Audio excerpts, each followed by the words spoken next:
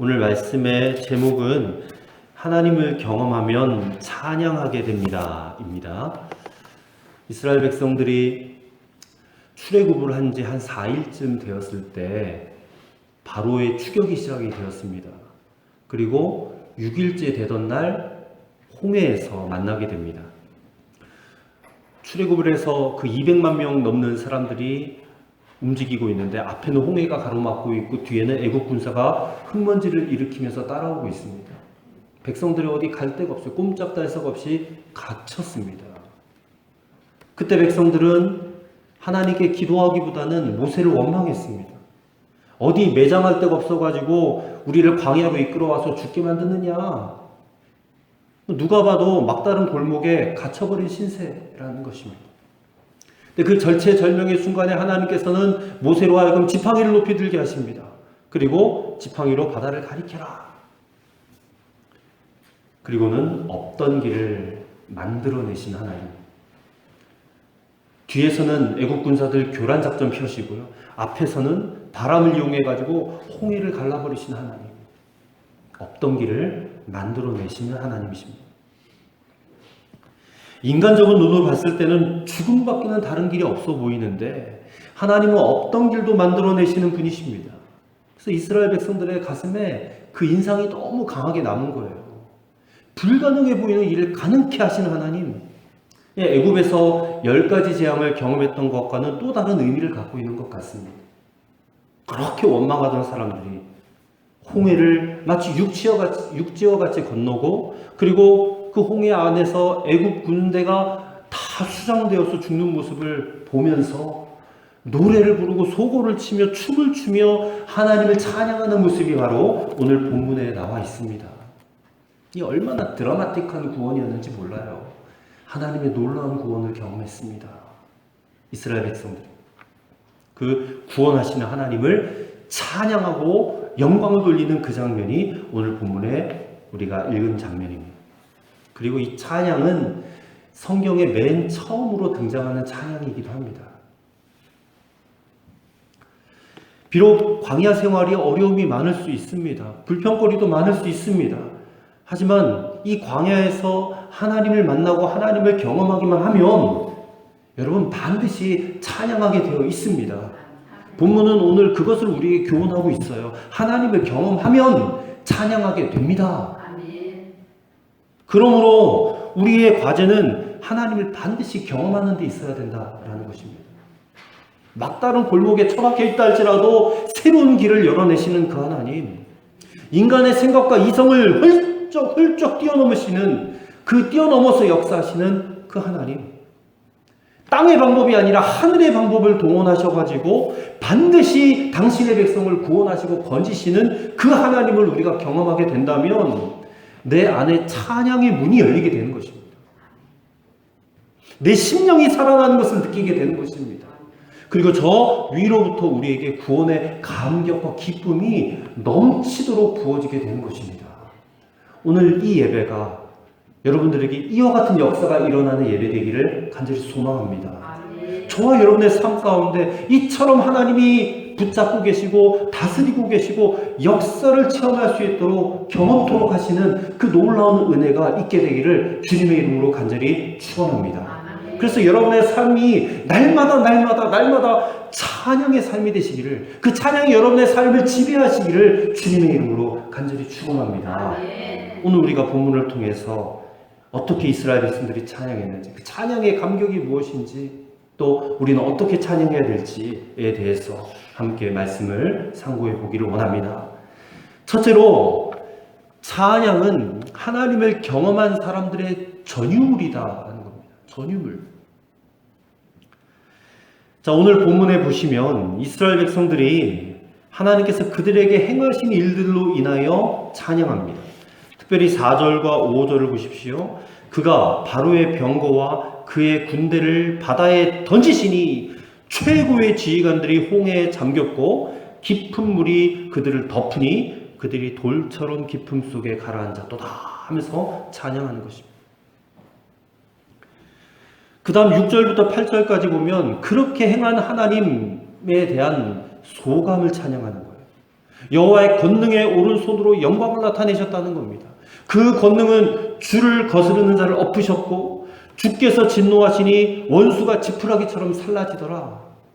더 나아가 여호와의 콧김으로 물이 쌓여 파도가 언덕같이 일어서고 큰 물이 바다 가운데 엉기더라. 여러분, 이스라엘 백성들은 아직 어린 신자들입니다. 어린 신자들. 아직 그들은 출애굽한 지 8일밖에 안 됐습니다. 애굽의 사고방식이 여전히 몸에 젖어있는 백성들입니다. 그런 백성들에게 하나님께서는 애굽에서 10가지 재앙을 통해 말씀하셨습니다. 그것을 보고 나를 믿으라. 내가 여호와인 것을 믿으라. 근데 그것 가지고 부족했습니다. 그래서 막다른 골목으로 밀어붙여가지고 홍해의 길을 내신 것입니다. 애굽 군대가 수정되는 모습을 지켜보게 했습니다. 그렇게 해서 그들 안에 하나님이 이런 분이다. 하나님은 이런 분이야. 그것을 자꾸 가르쳐 주시고 교육하시는 것이에요. 그래서 하나님을 배우고 알아가는 과정에 있는 것입니다. 그 광야에서. 그래서 그들이 배웠던 그 하나님이 어떤 분이냐, 2절에 이렇게 그들이 찬양하고 있는 겁니다. 여호와는 나의 힘이시요 나의 노래시요 그리고 나의 구원이시라. 여러분, 우리가 소리 높여 찬양하고 고백해야 될 고백이 여기 2절 말씀에 있는 거예요. 여호와는 나의 힘이시다, 노래시다, 나의 구원이시다. 신앙의 고백입니다. 하나님은 누구 편이에요? 나의 편이다라는 것입니다. 하나님이 나의 하나님이 되어주시니까 능치 못할 일이 없다. 그런 고백 아닙니까, 여러분? 홍해 앞에서 경험한 그 하나님, 아마도 6월절 그 장자재앙보다 훨씬 더 크신 하나님을 그들은 거기서 경험했던 것입니다. 근데 이 찬양의 고백 중에서 우리가 주목해 봐야 될 표현이 하나가 있는데, 그래서 2절 말씀에 나의 하나님, 내 아버지의 하나님, 그렇게 고백을 하고 있습니다. 이것은 하나님께서 모세를 처음 만나셨을 때 말씀하신, 이 땅은 거룩한 땅이니 내 발에서 신을 벗어라. 그러면서 하나님이 자기 자신을 드러내십니다. 이르시되 나는 내 조상의 하나님이 곧 아브라함의 하나님이요 이삭의 하나님이요 야곱의 하나님이라. 그렇게 말씀하셨어요. 그 말씀의 의미가 무엇이냐? 그것은 시간과 공간을 초월하시는 하나님이다라는 의미입니다. 과거에 아브라함 때, 이삭 때, 야곱 때 우리 조상들과 함께 하셨던 그 하나님이 지금 모세와 함께 하시고 지금 이스라엘 백성들과 함께 하시는 하나님이시다. 그리고 오늘 예배드리는 저와 여러분의 하나님이시다. 시간과 공간을 뛰어넘고 초월하신 그 신앙의 고백이 여기에 담겨져 있다는 것이에요. 신앙의 눈이 떠졌다는 것이에요. 영적 눈이 열려졌다는 것입니다. 하나님이 누구신지 깨달아졌다, 그 말입니다. 여러분, 현재 지금 경험되어진 사건을 통해서 과거가 말을 걸어오는 경우가 있어요. 그게 우리 신앙생활에도 자주 있는 일입니다. 과거에 어떤 일들을 경험했는데 전혀 그때는 깨닫지 못했던 말씀들이 지금 내가 어떤 사건을 겪고 나서 그때 그게 그런 일이었구나라고 확연하게 깨달아지는 거. 지금 모세와 이스라엘 백성들이 지금 이 홍해 앞에서 자기들에게 벌어졌던 이 사건을 통하여 깨닫게 하신 하나님, 그 하나님이 과거에 자신의 조상들과 함께 하셨던 하나님이시구나라는 것을 깨닫고 이렇게 고백하는 것이에요. 아마 이 부분은 앞으로 이들이 가야 될 길에 대한 확신이 거기에 들어가 있는 것입니다. 13절부터 18절의 말씀을 가만히 한번 눈으로 보십시오. 13절부터 18절까지 말씀은 분명히 미래의 사건이에요. 아직 그들이 경험한 사건이 아니에요. 에돔 두령들이 떨고 모압 영웅이 떨리고 가나안 주민들이 낙담하고 막 이런 아직 만나지도 않은 족속들이에요. 근데 이들을 꺾고 이들을 짓밟고 가나안 땅에 들어갈 것이다 라고 그들이 지금 찬양을 미리 땡겨서 하고 있는 거예요. 홍해를 육지와 같이 건넌 다음에 하나님께서 우리를 마치 이와 같이 인도해 주실 것이다 라는 확신이 강하게 들어온 거예요, 그 안에. 그래서 아직 경험치도 않은 사건을 경험했던 사건처럼 그렇게 지금 기록해 놓고 있는 겁니다. 여러분, 모세가 확신하고 있는 것이 무엇입니까? 하나님은 반드시 약속의 땅으로 우리를 인도하실 것이다라는 확신이에요. 앞날은 전혀 알 수 없어요. 하지만 우리 앞에 누가 앞서가세요? 하나님이 앞서가세요. 그러니 이제 앞으로 닥쳐올 장애물들은 아무것도 아니다, 그런 얘기입니다. 주변에 자기들을 막는 대적들이 있을 거예요. 블레셋, 에돔, 모압, 가나안, 이런 족속들이 두려워 떨고 놀라면 낙담하게 될 것이다 라고 찬양하는 것이에요. 지금 어떻게 이렇게 확신할 수 있는가? 지금 하나님이 자기들 앞서 싸우신다는 것을 눈으로 보았잖아요. 그리고 다른 이방 족속들도 보았잖아요. 그들이 돌같이 침묵하게 될 것이다 라고 16절에 그렇게 찬양하고 있는 것입니다. 그래서 이 찬양은 지금 이 순간 역사하신 하나님을 통하여 과거를 보고 그리고 다시 미래에 대한 확신을 노래하고 있는 것입니다. 여러분, 우리가 알아야 됩니다. 우리가 하나님을 경험하면 과거, 현재, 그리고 미래가 새로운 의미로 우리에게 다가오는 것입니다. 그래서 하나님을 제대로 만난 사람들은 찬양하지 않을 수 없는 거예요. 이런 하나님이 지금 나와 함께 계시고 앞으로도 내 삶을 반드시 이끌어 가실 것이다. 그것을 높여드리고 찬양하는 것. 여러분, 그런 의미에서 찬양은 하나님을 경험한 사람들의 전유물이 아닐 수가 없는 것입니다. 사랑하는 성도 여러분, 우리 앞에도 여전히 광야가 있어요. 여러분의 삶 지금 평탄하십니까? 여러분의 삶이 마치 천국과 같습니까? 그렇지는 않을 거예요. 어려우실 겁니다. 문제투성이실 것입니다. 하지만 그 광야에서 여러분들을 누가 앞서갔어요? 하나님이 앞서가십니다. 하나님이 여러분의 삶들을 이끌어 가십니다. 그 하나님을 여러분 만나고 그리고 경험하게 될 때에 오늘 이 모세와 이스라엘 백성들의 찬양은 곧 우리의 찬양이 될 줄로 믿습니다. 모세가 갖게 된 그 확신이 우리의 확신이 될 줄로 믿습니다. 그렇게 되기를 간절히 축복합니다. 두 번째로, 하나님의 역사를 기대하면서 기도하면 찬양의 감격은 지속된다라는 것입니다. 홍해 사건을 경험한 다음에 3일이 지났습니다. 광야에서 현실은 실제는 굉장히 냉엄하죠. 안 그래도 급하게 나오느라고 갖고 나온 것도 별로 없어요. 근데 홍해를 건너고 사흘이 지난 동안에 그들이 가지고 나왔던 물이 똑 떨어졌습니다. 물. 어렵죠. 그들 가운데 장정은 60만 명이지만 어린 아이들도 있고 노인들도 있어요. 출애굽한 지 8일이 지나서 열흘이 되어가고 있는 시점이에요. 또 얼마나 피곤하겠습니까? 마땅히 쉴 곳도 없는데 거기다가 물이 똑 떨어지니까 저절로 막 불평이 나올 수밖에 없는 상황이 만들어진 겁니다.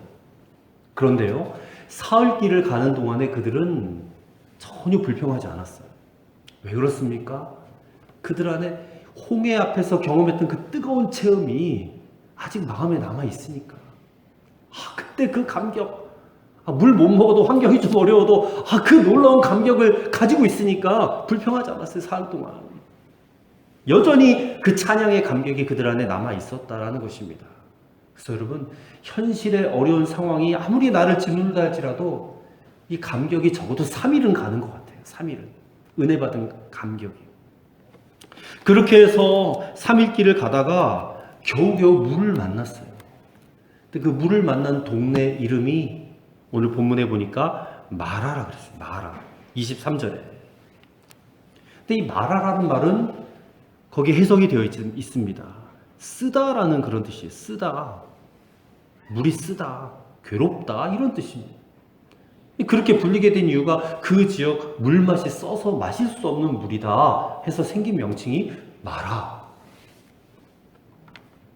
그러니까 지난 3일 동안에 홍해의 감격, 찬양의 감격으로 버티고 버텨왔는데 기껏 도착해서 물을 만났더니 마실 수 없는 물이에요. 그러자 인내의 한계가 찾아왔습니다. 24절. 백성이 모세에게 원망하여 이르되 우리가 무엇을 마실까? 여기서 원망하여라는 말의 히브리 단어가 룬이란 단어입니다. 룬. 근데 이 룬이란 단어에 어떤 의미가 있냐면 밤새도록 원망하고 불평했다 이런 뜻입니다. 밤새도록 원망하고. 왜냐하면 이 말의 의미에 밤을 지새다, 거기서 거주하다 이런 의미가 있거든요. 그러니까 홍해에서의 감격은 단 3일로 끝났고 이제는 밤을 새워가면서 온 마음을 다하여 온 정성을 다하여 불평하고 원망하고 있는 것입니다. 3일 만에 찬양의 감격을 완전히 상실해버리고 말았습니다. 이 마라의 쓴물 앞에서는 하나님도 어찌할 수 없다. 여러분, 찬양을 잃어버리면 믿음을 잃어버리는 거죠. 여러분 입술에 찬양이 끝났으면 믿음도 끝난 거예요. 그 놀라운, 그 어마어마한 기적을 경험하고 보았음에서도 그 마라의 쓴물 앞에 믿음이 여지없이 무너지고 만 것입니다. 사실 홍해의 기적에 비하면 이 마라의 쓴물은 아무것도 아니거든요, 하나님께. 여러분, 우리가 알아야 됩니다.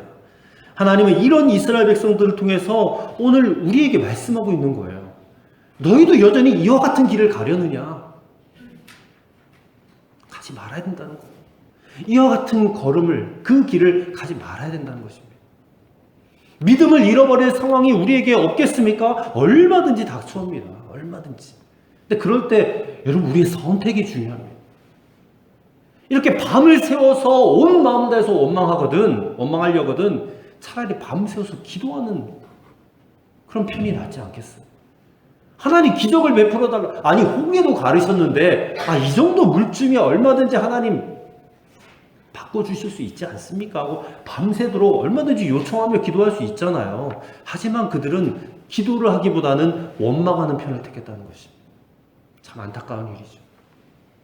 하나님이 그들을 인도해 가시는데, 그를 정말 믿는다면 마라의 쓴물 앞에서도 하나님은 반드시 대책이 있으셨을 것이다라고 믿어야 했어요. 하나님이 괜히 그렇게 이끌어간 게 아니다. 25절입니다. 모세가 여호와께 부르짖었더니 여호와께서 그에게 한 나무를 가리키시니 그가 물에 던지니 물이 달게 되었더라. 모세 대신에 백성들이 밤새워 부르짖어 기도하는 모습을 우리가 읽을 수 있었다면 얼마나 좋았을까.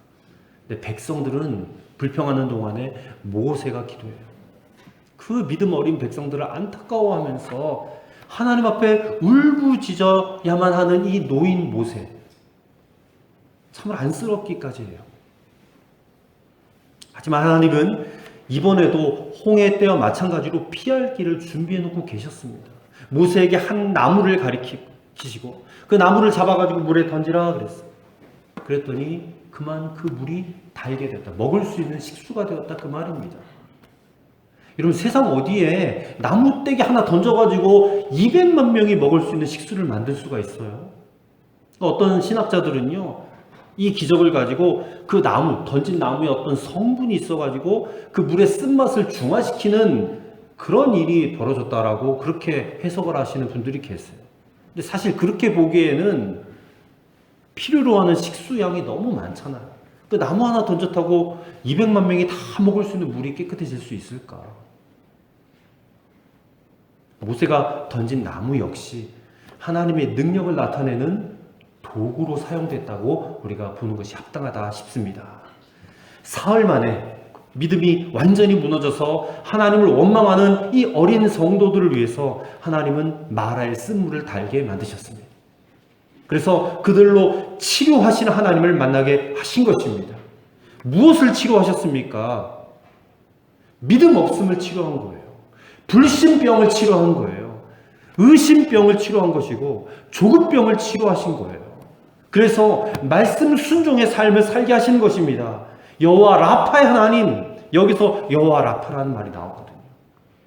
26절 다 같이 한번 읽어보겠습니다. 이르시되 너희가 너희 하나님 나 여호와의 말을 들어 순종하고 내가 보기에 의를 행하며 내 계명에 귀를 기울이며 내 모든 규례를 지키면 내가 애굽 사람에게 내린 모든 질병 중 하나도 너희에게 내리지 아니하리니 나는 너희를 치료하는 여호와임이라. 아멘. 하나님은 우리에게도 마라의 쓴물을 만나게 하십니다. 반드시 만나게 하십니다. 그때 이스라엘 백성들처럼 불평하고 원망하지 않게 되기를 바랍니다. 모세처럼 하나님의 역사를 기대하는 마음으로 기도하실 수 있는 여러분 되시기를 바랍니다. 우리가 믿음으로 기도하기 시작하면 쓴물이 단물되는 기적이 일어나게 될 줄로 믿습니다. 그리고 찬양의 감격도 절대로 잃어버리지 않을 거예요. 지속되어질 것입니다. 그 감격을 놓치면 끝입니다. 끝입니다. 마지막 세 번째로, 마라 뒤에 엘림을 준비해 놓으셨다는 믿음으로 계속 찬양하며 나아가셔야 돼요. 가장 안타까운 부분이 무엇이냐면 이 마라의 쓴물 사건 바로 뒤에 2시간 뒤에 엘림이 있었다는 겁니다. 2시간 뒤에. 그 엘림에 뭐가 있습니까? 27절 말씀 보니까 물샘이 12개가 있고 종려나무가 70그루가 있었대요. 이게 무슨 말이냐면 그들이 충분히 쉴 만한 곳, 물을 마시고 쉴 수 있는 곳이 있었다 그 말입니다. 바꿔 말하면 마라의 쓴물 앞에서 하나님께 원망하지 않고 2시간만 더 갔다면 이 엘림의 풍요로움을 그들이 맛볼 수 있었다라는 것입니다. 그러니 그들의 불평과 원망이 얼마나 안타까운지 몰라요. 마라의 쓴물을 달게 만드신 하나님, 그리고 바로 2시간 후에 엘림의 오아시스를 준비해 놓고 계신 하나님, 그 하나님이 이스라엘의 하나님이시고 그리고 우리의 하나님이신 줄로 믿습니다. 아멘. 만약에 백성들이 2시간 뒤에 엘림이 있다는 걸 알았다면, 미리 알았다면 그들이 원망했겠어요? 안 했을 것입니다. 근데 그들은 전혀 알지 못했어요. 엘림이 준비되어 있다는 것을. 근데 이게 오늘 사는 우리도 똑같다는 겁니다. 우리도 한 치 앞도 몰라요. 한 치 앞도 몰라요. 마라와 같은 고통이 있을 수 있습니다. 쓴 인생도 있고, 쓴 사건도 있고, 결핍도 있고, 빈곤도 있어요. 고통, 근심, 절망 왜 없습니까? 다 있습니다. 근데 그럴 때 뭐가 필요해요? 믿음이 필요해요. 찬양이 필요해요. 찬양해야 됩니다. 그럴 때. 하나님은 마라의 쓴물도 달게 만드시지만 2시간 거리에 엘림도 준비해 놓고 계세요. 우리가 그것을 봐야 된다는 말입니다. 그것을 믿는 믿음이 있어야 된다 그 말입니다. 이 믿음만 있다면 우리의 입술에 찬양은 그쳐지지 않을 것입니다. 우리는 영원토록 하나님을 찬양하며 나가게 될 것입니다. 여러분, 이스라엘 백성들은 출애굽한 지 열흘밖에 되지 않은 어린 믿음이라고 했어요. 믿음의 훈련이 그래서 필요했습니다. 그리고 이들의 모습을 통해서 우리에게도 말씀하십니다. 너희들도 인생의 마라를 만났음에도 불구하고 불평하지 말고 이제 엘림의 축복이 있을 것을 믿고 기도하고 오직 찬양하라. 영적으로 봤을 때 마라는 이 세상의 고통을 상징합니다. 그리고 엘림은 천국을 상징합니다. 천국. 하나님이 다스리시는 나라. 하나님이 준비하신 나라. 하나님이 영원토록 통치하시는 그 나라 천국 아닙니까? 그곳에 성도들이 들어가서 그 영원한 샘물을 마시는 것. 영원한 오아시스. 그 영원한 엘림의 축복을 맛보는 것입니다. 마라 후에 엘림이 있었던 것처럼 이 세상의 모든 고통과 쓴 것들이 지나가고 나면 성도들은 저 영원한 하나님 나라 천국에서 한없는 위안과 복락을 누리게 될 것입니다. 우리가 그것을 보자는 것이에요. 이 세상은 우리가 아무리 오래 살아야 80년, 90년 아닙니까? 어마어마한 부를 내렸던 대기업 회장들이 요 며칠 상간에 줄줄이 다 떠나잖아요. 부귀영화 갖고 있으면 뭐합니까? 죽으면 이 세상에서는 끝인데 그만큼 짧다는 거예요. 세상에서의 삶이. 하지만 하나님 나라는 영원하다. 우리가 그것을 볼 수 있는 눈이 활짝 좀 열렸으면 좋겠어요. 세계에서 가장 유명한 신학교 가운데 하나인 프린스턴 신학교에 유명한 교수님이 한 분 계셨대요. 근데 이 교수님이 그렇게 유명하신데 채플 시간에, 예배 시간에는 찬송할 때 입을 벌려서 찬송하는 법이 없대요. 강의할 때는 그렇게 유창하게 강의를 하시던 분이 찬송 시간만 되면 입이 콱 잠기더라는 거예요. 철문처럼. 근데 어느 날 채플 시간이 되었는데 지금까지 학생들이 이 학교에 입학해서 그 교수님이 찬양하는 모습을 한 번도 본 적이 없었는데 기적을 목격하게 되는 것입니다. 교수님이 찬송을 부르기 시작했어요. 그것도 아주 열심히 열정을 다해 정열을 다해 하나님을 찬송하는 거예요. 교수님이 이런 간증을 하시더랍니다. 여러분, 내가 지난밤 꿈에 천국에 갔었습니다. 그런데 천국에는 신학자라는 사람은 필요치 않았습니다. 천국에는 오직 찬송하는 사람만 필요하였습니다. 나는 그것을 분명히 보았습니다. 그래서 이제부터 나는 누구보다 더 열정을 다해 하나님을 찬양할 것입니다. 여러분, 그렇습니다. 우리 인생이 쓴물, 마라의 쓴물과 같이 고통뿐이다 할지라도 우리 앞에는 하나님이 계십니다. 하나님 우리를 인도해 가십니다. 그 사실을 정말 믿으신다면 찬양하시기 바랍니다. 길이 없는 곳에서도 길을 만드실 수 있는 분이 우리 하나님이십니다. 그 하나님을 믿고 찬양하시기를 바랍니다. 마라의 쓴물도 달게 만드신 분이 우리 하나님이십니다. 그 하나님을 믿고 찬양하시기 바랍니다. 그리고 그 하나님은 우리 위해서 엘림을 준비해 놓고 계시는 하나님이심을 믿고 여러분 찬양하시기를 바랍니다. 우리의 인생에 역사하시는 하나님을 알고 나면, 경험하고 나면 우리는 찬양하지 않을 수가 없습니다. 열정을 다하여 감격적으로 찬양하고 영원토록 찬양할 것입니다. 우리 인생 때로는 무너질 때도 있고 넘어질 때도 있지만 아직 끝난 게 아니잖아요. 그리고 우리 인생의 하나님의 역사도 아직 끝나지 않았습니다. 아직 진행 중입니다. 어쩌면 2시간 거리에 있을 엘림을 우리가 기대하면서 저와 여러분 오늘도 찬양하며 살아가기를 간절히 축원합니다. 그럴 때 저와 여러분 정말 축복된 하나님의 나라 백성들이 다 되어질 줄로 믿습니다. 아멘. 기도하겠습니다. 좋으신 하나님, 우리의 삶 속에 하나님을 만나고 경험하기를 원합니다. 우리의 입술에 찬양이 끊어지지 않기를 소망합니다. 홍해 앞에서 그 막다른 골목 앞에서도 길을 내시며 애굽의 군사들을 수상시키시고 마라의 쓴물을 달게 만드시고 엘림을 준비해 놓으신 하나님, 그 하나님을 우리 일평생을 통하여 경험하기 원합니다. 아멘. 하나님께 영원토록 감격하며 열정적으로 주님 찬양하며 나아가는 우리 모두가 되게 하여 주시옵소서. 아멘. 예수 그리스도 이름으로 간절히 기도하옵나이다. 아멘. 아멘.